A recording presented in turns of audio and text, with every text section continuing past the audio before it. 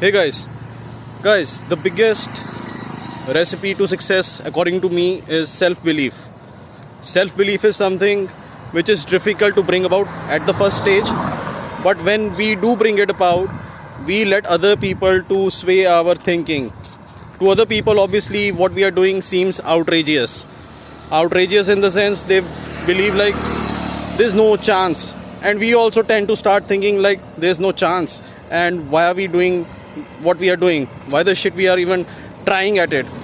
But guys, if it's a calling for you, and if it's something which you want to do, if you're reading books and you want to impart knowledge to the world, if it is something of that sort, then just go about doing the process. Don't think about the material goals and the other stuff that comes along with it.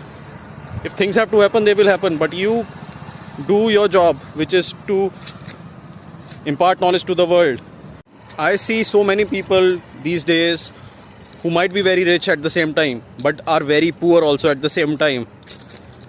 They are just going with the flow of the life. They have got no ambition or no greater good kind of a thought in their mind.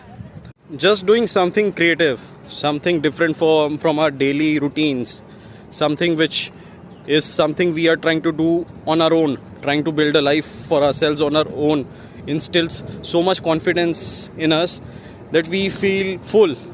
We feel like our glass is full. We never feel half empty, which is the case when we are not doing something creative or doing something which is for the greater good.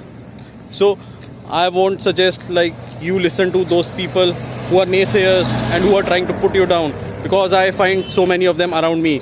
But because I try to read and I hear so many podcasts of the people who have done big things in their life or who are trying to achieve things despite the roadblocks, I would suggest you to also try to be influenced by those kind of people only, and just keep the naysayers aside and look at your dream and look at what your calling is. Thanks for watching the video.